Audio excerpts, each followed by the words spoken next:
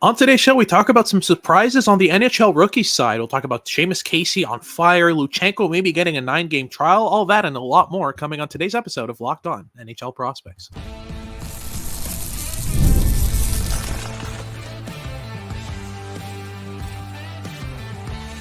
You are Locked On NHL Prospects, part of the Locked On Podcast Network. Your team every day. Hello and welcome back to Locked On NHL Prospects, part of the Locked On Podcast Network, your team every day. On this podcast, we break down everything prospects related for you 5 days a week, Monday to Friday. I'm Hadi Kalakash, KMJHL and Crossover Scout for Elite Prospects with Sebastian High, USHL and Crossover Scout for Elite Prospects. And on today's show, we'll be breaking down some surprises on the NHL rookies side. We've got Seamus Casey, who's been taking New Jersey by storm. Samuel Honzek's currently on the first line throughout preseason and playing really, really well. That's coming in the first segment. In the second segment, we'll focus on a couple of defensive centers. We've got Jett Luchanko, who's almost definitely going to be starting the season with Philadelphia, and at least getting a 9-game trial, and we'll see where he goes from there. And also Oliver Kapanen forcing his way into the Habs lineup, pushing Joshua Roy out of who's being sent down to the AHL. That'll be the subject of the second segment. And then the third segment, we'll talk about a trio of interesting forwards. Daniil Gushchin for San Jose, Jiri Kulich is playing on the second line right now in Buffalo, and Calum Ritchie might just make the roster there for Colorado full-time. Before I get into any of that, though, today's episode is brought to you by Game Time. Download the Game Time app, create an account, and use code LOCKEDONNHL for $20 off your first purchase. If you're watching on YouTube, as usual, remember to like and subscribe. Let us know in the comments what you think of the episode and what you want us to talk about next. And if you're listening on your favorite podcasting platform, please leave us a rate and review and make sure to make us your first listen of the day. So let's get started right away here with Seamus Casey, a prospect we've both loved pretty much since this draft year. Has been in both of our first rounds, and obviously for size reasons slipped out of the first round and into the second, where the New Jersey Devils picked him up. Talking about size, handedness, performance last year with the University of Michigan, he was a money player for them last year. All that good stuff, and let's get started on the analysis of how Seamus Casey has been doing in New Jersey. Yeah, for sure. So Seamus Casey is a 5'10", 181-pound right shot defenseman who, as you mentioned, was drafted 46th overall in that 2022 NHL draft class. And he's been progressing super well the last couple seasons since being drafted. Had a really good year with the US NTDP in his draft year and was really quite dazzling with his offensive involvement. He's constantly activating, really, really dynamic with the puck on his stick, but still quite raw defensively. Still a lot of question marks in his game, but his 2 years at the University of Michigan went a really long way in kind of ironing out some of his more junior level habits in his game and pairing his skill and his high level of intelligence. He became a dominant scorer and just two-way defender as well for the University of Michigan, where he scored 29 points in 37 games in his rookie campaign. And then as a sophomore, he scored 45 points, including 7 goals in 40 appearances last season. He also got 6 assists in 6 games at the World Junior Championships for Team USA this past year, and through 2 NHL games this season, because of course he's actually already currently playing regular season NHL minutes due to the Global Series in Czechia, where New Jersey has been playing against Buffalo, for instance. He's already scored a single goal in there as well. He scored a goal in his second game there on the back half of a back-to-back against Buffalo. Hasn't been playing massive minutes just yet, 13 and 12 minutes respectively in those 2 games. But this is a really skilled offensive defenseman, and he's been getting a lot of offensive zone starts, so he's been able to really showcase his skill in the minutes that he has been playing so far. Absolutely, and what a goal he scored as well. Good curler into a top corner wrister. It was absolutely amazing, and the type of stuff we've gotten used to from Seamus Casey. But the things we haven't gotten used to are where it gets really interesting. Casey was surprisingly physical in preseason, and that's continued more or less in the regular season there with New Jersey in limited minutes. He's been proactive physically. He's been engaging early along the boards or on retrievals, really using his frame really well. The added weight that he's added to his frame over the last couple of years has been really key. He went from $150, $160 soaking wet in his draft year to being a really well-built physically offensive defenseman. And yes, he's undersized. Yes, he'll still get beat along the boards against higher end, top 6 forechecking forwards. But right now in the role that he's playing, it's exactly what he needs. It's offensive zone starts. It's building up his confidence, getting him used to those situations slowly but surely. Because at the same time with Seamus Casey, what's so interesting is, you've got a prospect who will gradually get more, on the fly shifts. He'll get gradually more neutral zone, defensive zone starts. But I find it really interesting and intelligent from the New Jersey Devils staff to start him in that role and gradually move him up to those more difficult starts, more difficult shifts that he's going to have to face. So really smart application of kind of easing a player into the league. Seamus Casey needed exactly that. You don't want to throw him to the Wolves. It's a very, very good situation he's in, and I'm really happy to see him progress. But let's talk about Samuel Honzek as well, who has been, we kind of gleaned over them when we were talking about preseason starlets among NHL prospects, and he's up there with the best. I mean, he's currently leading the preseason in scoring among rookies, I think. Yeah, so Samuel Honzek has been on fire for the Calgary Flames so far in preseason. Through 5 games played, he's scored a goal and 5 assists for 6 points in those 5 appearances. Only gotten 4 shots on goal, so he's been very much efficient in his offensive involvements. But this is a player who plays with rampant physicality, really mature physical habits as well, which was one of the reasons that he's shown so brightly in his draft year with the Calgary Hitmen, having already had an entire professional season in the Slovak Pro League under his belt at that point. And yeah, he's been really, really solid. He's definitely added some more nuance into his on-puck game, which is something that we've definitely wanted to see. We've definitely seen flashes of like dynamic goal scoring ability, really slick handling skill throughout the past couple of seasons, but there's been a bit of a lack of consistency in being able to leverage that. But so far in preseason, he has more than impressed and has found himself on the top line in practice for Calgary heading into the season opener. So he's definitely impressed the coaching staff. He plays a style of game that I'm sure Calgary like staff and fans alike adore watching, with his physicality, with his net front ability, constantly being very middle driven on the ice. There's a lot to like in how he approaches the game, and he's been very, very strong so far. Yeah, absolutely. I mean, I had my gripes with Honzek. It took me a while to get a true hold on what makes him special in his draft year. I found him pretty muted at the start of the year, but he quickly grew on me the more I watched of him. He's a player who, like you said, loves to play physically, loves to handle board battle situations and retrieval situations in the offensive zone. He's a decent forechecker, but he also has some finesse to his game. He's a really good playmaker. His shot kind of needs some work, especially in terms of usage. There are moments where he'll make an extra pass when he should be shooting. He could shoot for rebounds instead of trying to connect directly with his teammate at the back door, kind of stuff like that. But overall, the playmaking game is really interesting. The hands are decent, defensively responsible at times, but really, like you said, it's the physicality that really makes his game tick through and through. But in terms of what we're going to get from Honzek this season in the NHL, what's your prediction on that side? Because I'm certainly not going to stay on that first line. I mean, there's very little doubt that this is a prospect who's going to be playing in the middle 6 for Calgary, but top line minutes right away. What do you think? I mean, this is a player that I think we both see as a middle 6 forward long term, let alone short term. Yeah. And that said, there is a reason that he is in that role right now. I think he's a pretty good complement to a player like Nazem Kadri while playing on the wing. And at the same time, he's also just outperformed regulars throughout preseason. He's dominated in terms of expected goals for while on the ice, like through preseason. He's driven 3.34 expected goals for at 5-on-5 and just 1.66 against, which is good for 66.73%, which is fantastic and definitely stands out among the Calgary Flames roster. But I definitely think in terms of role this season, if he does stick in the NHL, like maybe it's just a trial and he gets like sent back to the WHL or the AHL even. I think there's a lot of options for Calgary here.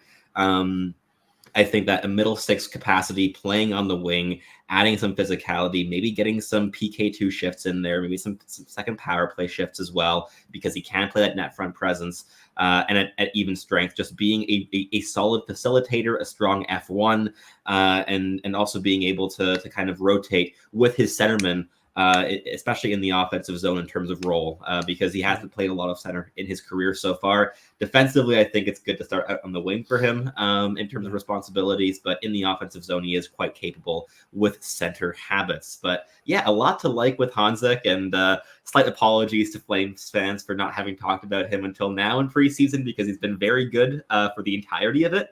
But we can only watch so much hockey, and he still definitely stood out a lot in our viewings, and a player that we're excited to see continue to progress.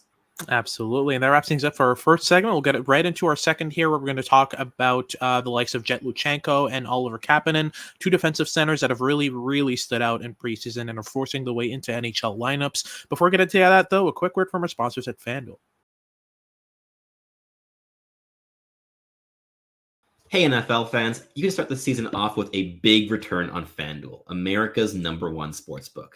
So when you get a hunch in the middle of a game, you can check out the latest stats, view live play-by-play, and so much more on the exact same screen where you place your bets. You can take your swings on whatever you like as well, whether it be American football in the NFL or European football with the Champions League. There's a lot to choose from. Or maybe you're not a football fan in any capacity and you prefer golf or tennis, or, I mean, if you're listening to this podcast, maybe hockey is your sport of choice. Whatever floats your boat, FanDuel has something to interest you and anything to make the action all the more exciting all season long. You'll get started with $200 in bonus bets guaranteed when you place your first $5 bet. That is at FanDuel.com. All right, so let's get started with our second segment. We're going to be talking about Jett Luchanko and Oliver Kapanen. We're going to start off with Luchanko. I'd say he's the most surprising of the two in terms of how well he's performed in preseason and forced his way into an NHL lineup. Shout out to David St. Louis, our lead scout at Elite Prospect, who has basically been saying since the start of the offseason that Jett Luchanko is going to be playing in the NHL this season, even if it is just a 9-game trial.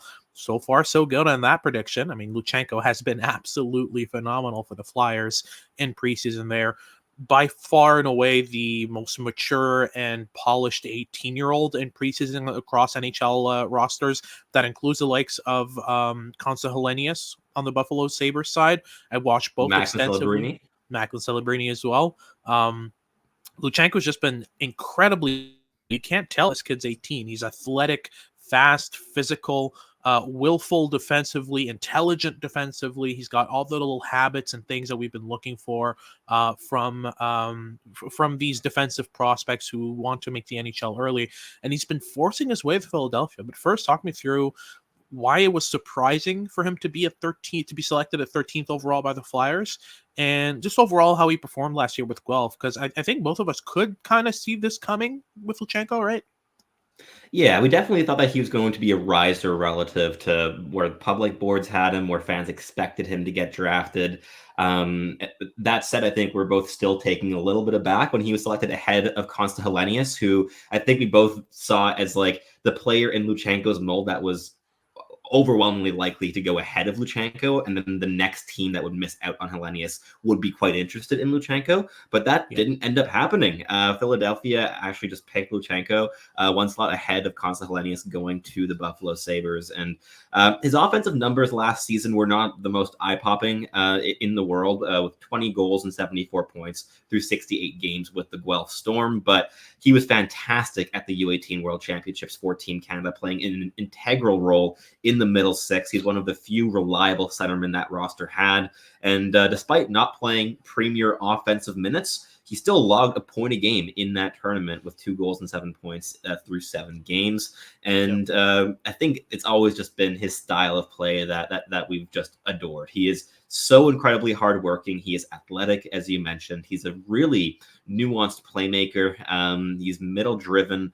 Despite not being the biggest guy in the world at 5'11" and 187 as a right shot centerman, he is just a dogged competitor. And we definitely saw some flashes of, for instance, how Zach Benson forced his way into Buffalo's lineup a year ago. So it's nice to see back-to-back 13th overall picks making their NHL teams out of camp. And especially with Jett Luchanko, considering that he's just over 20 days from being eligible for the 2025 NHL draft, the fact that he's already on an NHL roster today is really, really fun to see. Yeah, absolutely. He was one of the youngest prospects in the 2024 draft. So for him to be both the most mature-looking 18-year-old in NHL preseason and to be making the NHL pretty much off rip is absolutely astounding.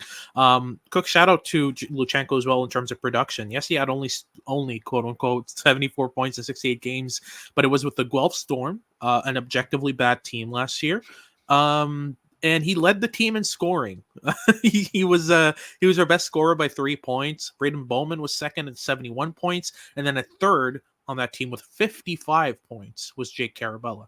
So it was Big him and drop-off. Bowman, driving a lot of play. And I'll tell you right now, Braden Bowman is not a play driver. Luchanko was the No. play driver on that line. So very, very impressive stuff here. And yeah, I saw this coming pretty early. Brock Otten was the first one. He's a fantastic OHL scout. Kind of gave me the heads up on Jett Luchanko early, and I had my doubts, I had my hesitations, but by the end of the year, I was convinced. Let's move on to Oliver Kapanen now, who has forced himself into the Habs lineup. Joshua Roy is going to the AHL as a result, and Patrick Liney's injured. There's some question marks around Christian Dvorak's performances in preseason. Oliver Kapanen has a shot in the middle six here. Do you agree with this? I don't know about middle six. I would say like third line. I think he has a shot. Like he's starting off right now in terms of like practice lines as an extra forward, so he's not even in the top 12. That said, I don't think he'll be kept out of that mix for too long. What we've seen from him in preseason so far, we both saw real flashes of Sean Monahan's style of play. Obviously helps that he's wearing the same number that Monahan did with the Habs, number 91, but Yep. The way he approaches the game, his off puck routes, his reading of the play, his physical engagement, his initiation of contact, his ability to read defensive structures very quickly, and also layer in a surprising amount of like deception and manipulation in his puck touches in the offensive zone. There's a lot to like with him. A fairly like bread and butter style of two-way centerman who doesn't overcomplicate the game, but does the simple things extremely well.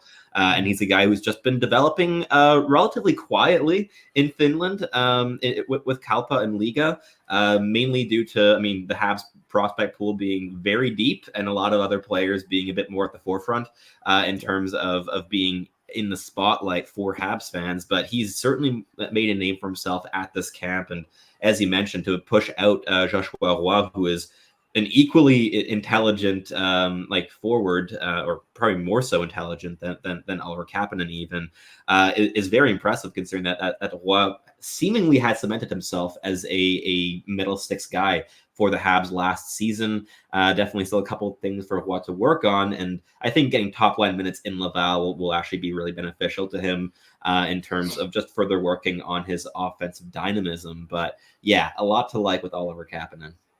Absolutely. Very, very interesting from him, and I'm really excited to see how he continues this progression with Montreal, which role he ends up in. But he was irreproachable in preseason. There was nothing about his game you could point to as a flaw.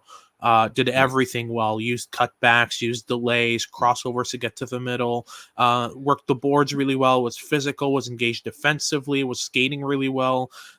We saw flashes of that at the Men's Worlds this offseason, where he played a really key role for Finland, against the best men in the world. Scoring 6 goals and 0 assists in 8 games. A very Yuri Slafkovsky type of Olympics performance. Absolutely. But yeah, he's been very, very impressive, and I'm excited to see what Oliver Kapanen brings this year, because he's earned this. I think the issue with Joshua Roy specifically was less about Kapanen. I'm sure they could have found a way to keep both. I think the issue was Joshua Roy played as if his role was guaranteed with Montreal, and I think this is kind of a wake-up call of being like, hey, nothing's guaranteed. You need to work hard in preseason to keep your spot. And yes, he was great last year, but this preseason, especially his last 2 games, he was disengaged. He was making poor reads, bad plays. Yeah. You can't reward that with an NHL role. So I'd be surprised if Roy's out of the NHL lineup for long. I think this is going to wake him up pretty well. He's been pretty good with those kinds of warnings from the teams he's been playing on, whether that's in the Q or the NHL. So yeah, he should be back soon. But that's our second segment done. We'll get into our third segment here, where we'll talk about Daniil Gushchin, Jiri Kulich, and Calum Ritchie, who are all looking to be key rookies here in the NHL. We'll get into that in just a second, but just before, a quick word from our sponsors at Game Time. If you're looking to buy cheap tickets last minute to any event, Game Time is the best place to secure them. Game Time is safe, secure, incredibly easy to use, and they are obsessed with saving you money. They've got a bunch of deals rolling around every time you go to buy tickets. Last minute deals, flash deals, zone deals, and the Game Time guarantee as well. Make sure that you always get the best price. If you find a ticket in the same section and row for less than what Game Time has to offer you, Game Time will credit you 110% of the difference. And I use Game Time all the time. I mean, my schedule moves around a lot, so I need a platform that helps me find last minute tickets for great prices. And instead of paying a premium for those tickets, oftentimes with Game Time, you get actual discounts for buying them last minute. So it's incredibly useful for me. I just pull up the app, and you can even toggle all-in pricing to make sure that you get the final price after fees, after taxes, so you can make the best decision for your wallet when you're buying tickets. So take the guesswork out of buying tickets with Game Time. Download the Game Time app, create an account, and use code LOCKEDONNHL for $20 off your first purchase. Terms apply, but again, super simple. Just create an account and use code LOCKEDONNHL for $20 off. So download Game Time today. Last minute tickets, lowest price, guaranteed. Alrighty, so let's close things off here with our trio of interesting potential rookies this year full time. We'll start off with Daniil Gushchin, who's forced his way into the lineup for San Jose. And yes, it is San Jose. I mean, we can both agree that it's not the deepest team and not the hardest team to make as a rookie, but Daniil Gushchin has been kind of in the works for a while now. He's had to wait a quite decent amount of time for his shot, his opportunity, and it's finally come. He's got a shot to actually make the NHL and stick there. He's a player we both really, really liked in his draft year.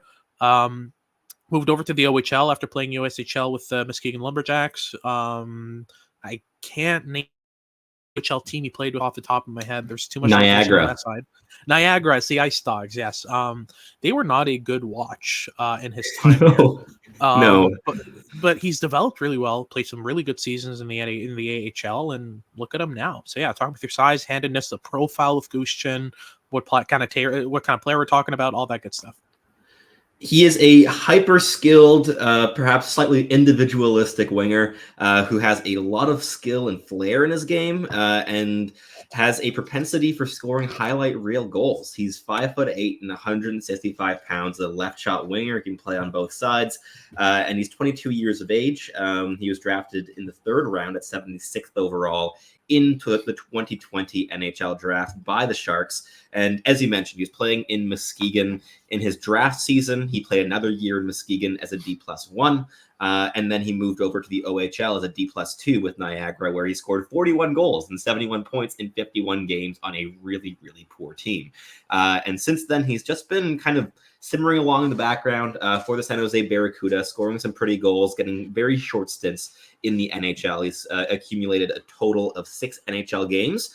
And in that span, he has scored 2 goals and 4 points. So hasn't gotten too much time just yet in the NHL. Like those 6 games were also split between 2 different seasons. But when he's been there, he's been very effective in terms of providing offense. The defensive engagement, the defensive efficiency, and the defensive reads are more than a work in progress still at this point. Like, you're not going to be putting Daniil Gushchin on the ice when you're protecting a 1-goal lead with 2 minutes left in the game, either as a rookie now or probably even in 3 or 4 years' time. But he is a player who can add some very valuable depth offense. We're going to see if he starts in the actual NHL lineup or if he's more of like a 13th forward style of player, and how much the coaching staff trusts him. But he's been fantastic throughout preseason for San Jose, scoring some really pretty goals and just consistently creating offense. And as you mentioned, in a lineup that needs offense and is getting a real influx of that talent. I mean, Quentin Musty is now going to be a year away. He got sent back to the OHL and has now requested a trade from the Sudbury Wolves to play with a better team. Yeah. And Daniil Gushchin is one of the beneficiaries of him having been sent back, because you only have so many spots for like young, raw, hyper skilled, likely wingers in the bottom end of your lineup for depth scoring. And I think Gushchin is going to do a really good job in fulfilling that role this season. He might get sent back to the AHL at a point, but I definitely think he'll be valuable wherever he's playing. All right, so let's move on to Jiri Kulich, who's currently playing on the second line for the Buffalo Sabres with Dylan Cousins and Jack Quinn. That is with Zach Benson being the healthy scratch there in that game, but I don't think it's going to be long before Benson's back. But Kulich has really forced himself into the middle six there for Buffalo, which was the thing I was the most worried about because Buffalo's top 9 was pretty solidified by the time the season started. They had some decent pieces in all those positions, and it wasn't going to be easy for Kulich to push into that role. I should say Kulich. It is Kulich. But yeah, Jiri Kulich has been very interesting to watch so far this preseason. The foundation of his game has remained the same: goal scoring, pace, physicality. But he's added some give and go, some playmaking plays where he can connect with teammates and make himself a really good play supporter. Cousins and Quinn, we've got Quinn who's a fantastic finisher. Kulich is also a fantastic finisher, so it's just about finding that balance, and I think he's done that pretty well these past couple of games there with Buffalo. Average size 5'11", 185, 190 pounds, but uses it incredibly well. He's very reliable with his frame, really engaged, really pacey, high motor, all the things you look for from the mold of player that we've kind of gotten used to Buffalo picking up. Pretty interesting that he got picked after Philip Meshar, because that contrast between those two players has been drastic. Yes. He was definitely the player I was pushing for Montreal to pick at 25 there.